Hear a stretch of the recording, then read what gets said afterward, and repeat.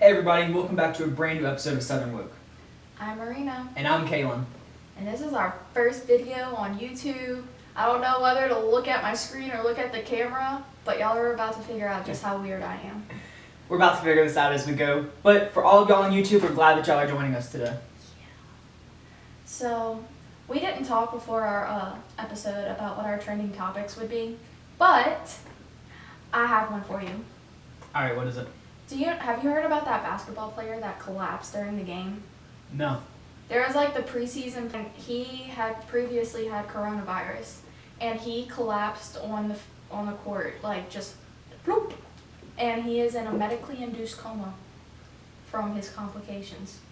Are they thinking it like stems from corona? Possibly, but I don't think they really know much because he's still in that medically induced coma. They're just trying to like get him through it, I guess. That's actually really scary. Yeah, I thought that was interesting because there's so many people that say that like coronavirus can have like long-term effects. And my brother had it, like just got it. So, but he just tested negative, so. So we're good. He fought it. So we got some updates on these monoliths. Yep.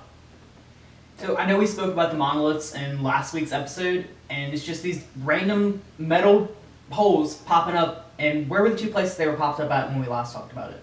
Utah and Romania. Utah and Romania. Yeah. And now there is A bunch in California. a ton more just popping up all over the place.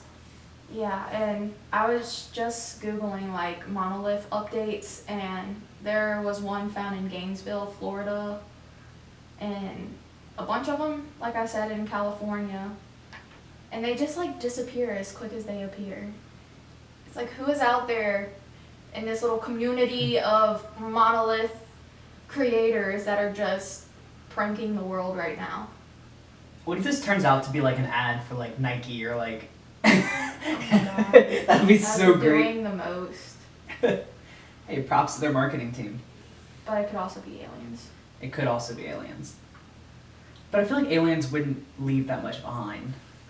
Like, I feel like they're better about that. And I feel like the monoliths would look a little bit more high-tech because this one in Gainesville, like, you can literally see the metal, like, around the corners. It doesn't, like, it's not smooth. Yeah. So they look kind of half-assed now. Whereas that one in Romania, though, looked pretty high-tech. It was like, it had all the swirlies in it. I hope we find out what the deal is soon because it's just weird. Or maybe it's the Illuminati. Dun dun dun. Foreshadowing at its best. Alright, so we might as well just hop right into it today. We are talking about the Illuminati. And also their links to the Freemasons. But we mainly want to focus on the Illuminati, which I'm pretty sure almost everybody has heard of the Illuminati at this point or knows what they are. But we're going to go deep down into their history and all their symbolism and how they relate to society today. Yep. And we were gonna like do it just on the Freemasons, but then Marina said it was too boring. Let's just throw that out there. Yeah. I mean, they had like a little docuseries on Netflix, and it was just like so freaking boring. Because that was probably like the politically correct Freemasons, not like the actual Freemasons. But I also like tried to research a little bit, and it was just like I wanted to get into it because my uncle was in it, and I want to know what he was a part of. And it interested me because, like, he was in the KKK, and he was also in the Freemasons, and I wanted to know if there was, like, a link of some kind. Yeah. Like, a hidden agenda. Like, why did they let those members in? But, I don't know, he's dead. I'll never find out. Unless we commune with his ghost. We can always try that. You can try that. I'm good. I'll try it. Alright, y'all. One more thing before we get started really into the Illuminati talk. We do have a really cool announcement. Besides our YouTube channel starting up, Marina has created us a website. Yes, I have. I've been working for like a week straight, and it's coming together. All I have to do now is just like, basically just finish all the blog posts for our previous episodes. Right now I have up to like episode 3, but yeah, over time, it's going to be filled up and like up to date with each episode that comes out, so keep a lookout. It's going to launch probably the day this episode comes out. Yes, which will be Saturday the 18th. I think. It'll be Saturday, alright guys. Alright, so let's jump right into the Illuminati. So, I feel like to first understand the Illuminati, we need to kind of talk about secret societies and Freemasonry to begin with. Okay. I don't like that okay. That's Well, I made a PowerPoint again, and Kaylin writes notes. So, like, my first PowerPoint slide is the origin of the Illuminati, but we can talk about secret societies first. Go ahead. Bet. What you Alright. got? So secret societies basically were fraternal organizations, meaning they only had male members, and they began to really pop up around the 1600s. Some people date these back to the BC times, but the most popular one was the Freemasons. And to get started, we need to travel all the way back to what is now known as Germany today, but back then was known as Bavaria in the year 1776. Yep, and the Illuminati all started with this guy named Adam Weishaupt. I think I'm saying that right. I think it's like Weishaupt, but I could be wrong. Yeah. That could sound incredibly racist. You know, Vermin versus American. We're probably wrong. But Adam was a professor at a college that was inspired by the ideals in French philosophy, mainly secularism and rational thoughts, and decided to form an organization to protect those beliefs that he felt so strongly inside of him.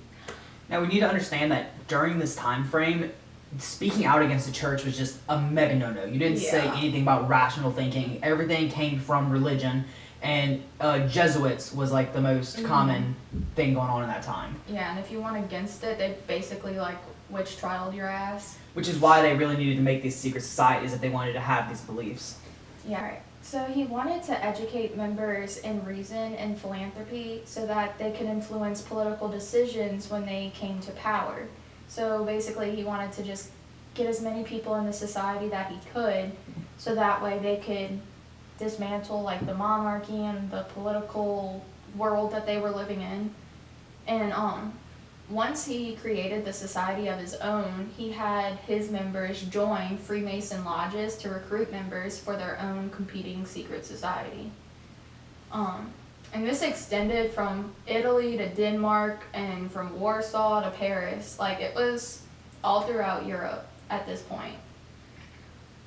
He also wrote a master plan in the 1770s outlining the Illuminati's goals, and he finished it on May 1st, 1776. And this day is still commemorated by the communist nations as May Day. And like, I've always heard the term May Day, but I had no idea it was an Illuminati thing. I didn't know that either.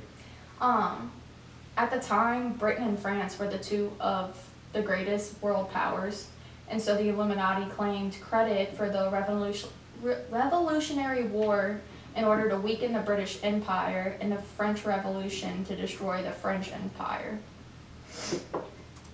Now, all of this was happening during the time of the Enlightenment, which everybody was coming up with rationalism, things outside of religion. So it wasn't unheard of at the time, even though it was still looked down upon. But in that manifesto or that paper that he wrote about the Illuminati, he states that their goals were to oppose superstition, obscurantism, religious influence over public life, and abuses of state power. State power. And they wanted to put an end to the machinations of purveyors of injustice to control them without dominating them, which was kind of like a really standout thing to me, because I feel like when you see the Illuminati and conspiracy theories today, they're trying to control society without like dominating them, like they're in the background pulling the strings. So I feel like that's where that really comes from. Yeah, and they also focused on self-knowledge, self-improvement, social reform, and free thought.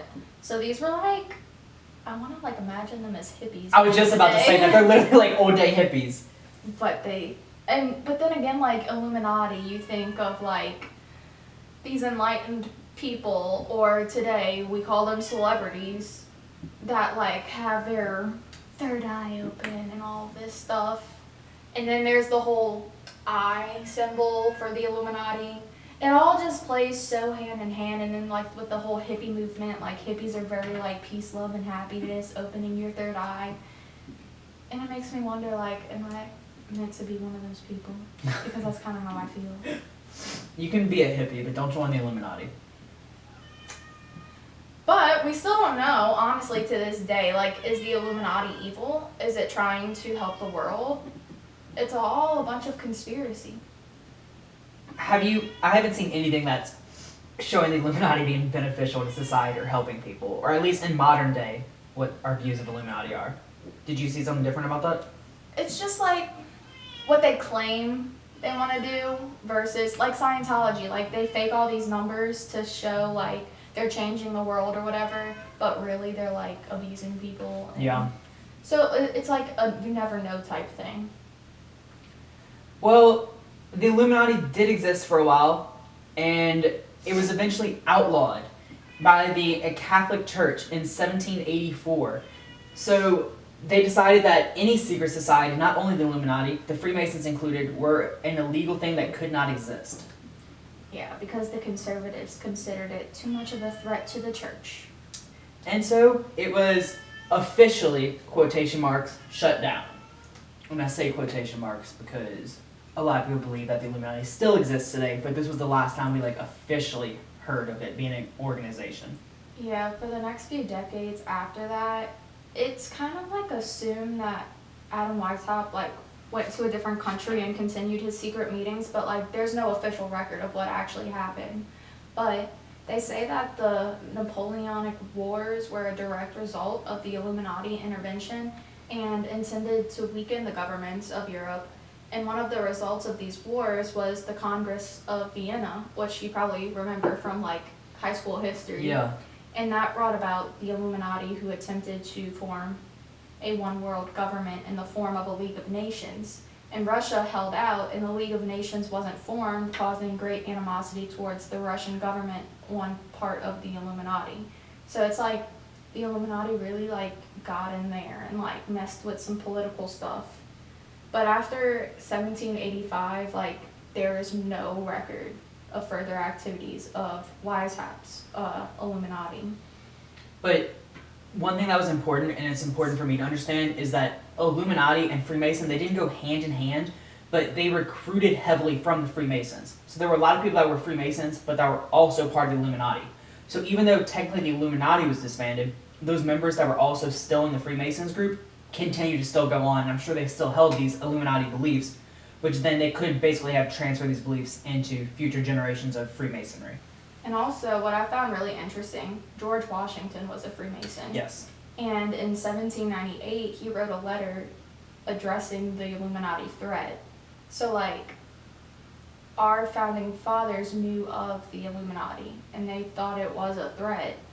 And George Washington, a Freemason, thought it was a threat. So, maybe at this point, the Freemasons were these evil people are infiltrating us, we have to, stop it. Yeah. So that was interesting to learn.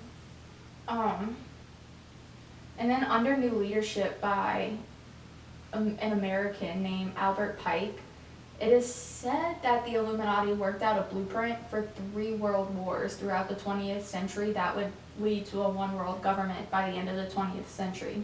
So this little fact is something I saw on a different website, because if you try to look up the history of the Illuminati, it's kind of all over the place. There's a few things that stay true within all the stories, but this whole thing, the Illuminati planned out the world wars. And it kind of makes sense, because it says the First World War was fought to destroy Tsarism in Russia and to establish Russia as a stronghold of communism. And then the Second World War pitted the fascists against the political Zionists so as to build up an international communism until it equaled in strength that of the United Christendom. They use such interesting words. I know. I don't really know what most of this means. What is a Zionist? I know it has to do with I don't know, because all I can think of when I see Zion is Mount Zion. or New Zion Church, which is a church I went to one time in 8th grade. Isn't Zion the mountain that the final battle is supposed to be fought on in Revelations in the Bible? I'm about to look it up real fast. Possibly. But the most interesting thing is that A Zionist is a supporter of Zionism, a person who believes in the development and protection of a Jewish nation in what is now Israel. So I guess if you believe in protecting Israel, which that's a big controversial thing with presidents that we have right now, you're considered a Zionist.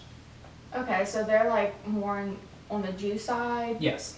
Okay, so they basically just wanted anything that they didn't believe in to be abolished. Yes. Okay, and that depicted like a third world war of sorts in a place that the Freemasons are like dedicated in. Like You talking about the picture of the guy with like the gas mask and the sword and stuff? Yeah. Okay. So it's just weird to me that like the Denver airport and the New World Order conspiracy and the Freemasons and then the Illuminati and the Third World War, it all ties in. So what we've talked about up to this point is like factual as far as the origins of Illuminati and how it was started. Everything after this is kind of conspiracy and hearsay. So I do just want to forewarn y'all that what we're talking about here now isn't 100% proven. It is conspiracy. But the Illuminati is literally involved in like every single conspiracy. And I know we talked about this when we were in Denver Airport, but you can point almost every single weird, crazy conspiracy theory back to the Illuminati if you follow it further enough. Mm-hmm. And what people believe the ultimate goal of the new, as Marino was saying, this new Illuminati is to create this one world government. So everything that they try to do is pushing it up into this point. Yeah. And like present day theories kind of just go ham. And they scare me. They really do scare me. But some of them are like so crazy. Like I have some people in here that have their own theories of what the Illuminati is, and like it gets wild. Alright, so should we start breaking into some of these theories? Yes. But first, wait. Have you seen the George Bush video? Like first George Bush? Like H.W. Bush? Mhm. So there was actually a video of him like addressing the citizens.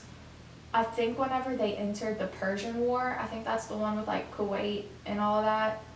So let me pull up this video, and I have a timestamp of whenever like he talks about it. There's just something he says. Just 2 hours ago. Let me get to it. 7. A world where the rule of law, not the law of the jungle, governs the conduct of nations. When we are successful, and we will be, we have a real chance at this new world order, an order in which a credible United Nations can use its peacekeeping role to fulfill the promise and vision of the UN's founders. I actually saw that video when we were researching for the Denver Airport conspiracy and the New World Order. Really? It's horrifying. And that's actually the first time the phrase New World Order was actually like mentioned by a government official. Yeah. It's just so interesting to me that like he said that, probably knowing the controversy it might cause. Yep. But they also say George Bush like was kind of out of it, as well as his son. So who knows? But anything you wanna go into? Add on to that one? No. Okay, so assuming that the New World Order and the Illuminati are like kind of this one and the same thing, I have collected like a bunch of theories from some people. And the first one is from Mark Kornk? I don't know, but he's known as Mark from Michigan. And he believes that the Illuminati is, oh wait, I should mention first that Mark from Michigan is a right-wing militia activist and a propagandist. And he believes the Illuminati is made up of the U.S. government, United Nations, and other organizations, and that they're pushing the international agenda to take Americans' rights and form all-powerful government and put non-Illuminati members in FEMA camps. And have you ever heard of like the whole FEMA camp theory? Mm-hmm. Like how they plan to use all these abandoned like Walmarts and like super centers around the country as their FEMA camps, because there was like this one YouTube video I saw where they're like, there are so many abandoned like big grocery stores, and FEMA camps have been, or like FEMA trailer type things have been spotted near them, and they're like, oh my god, they're about to put us in camps.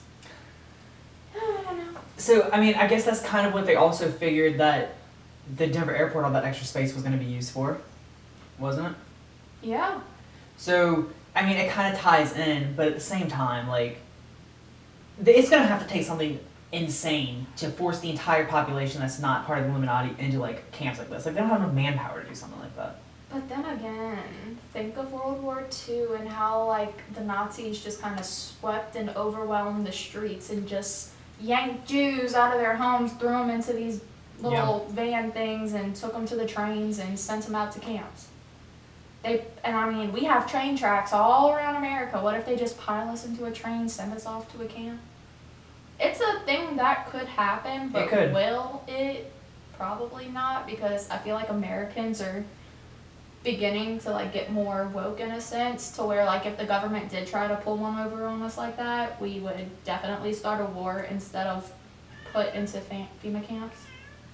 Now, one thing I do want to talk about, which is super interesting to me, was when I was like researching for the Illuminati. If you type in Illuminati or anything like that on YouTube, it basically doesn't show you anything about the Illuminati. The only things that come up are saying like how dangerous talking about conspiracy theories about the Illuminati are, or Illuminati debunked. It's nothing like actually talking about the Illuminati. And as Marina said earlier, it's because it's shadow banned. Yeah, like you try to search like Illuminati, you can spell out the whole word, and like usually the search results will like come up and fill it out for you, but not with Illuminati.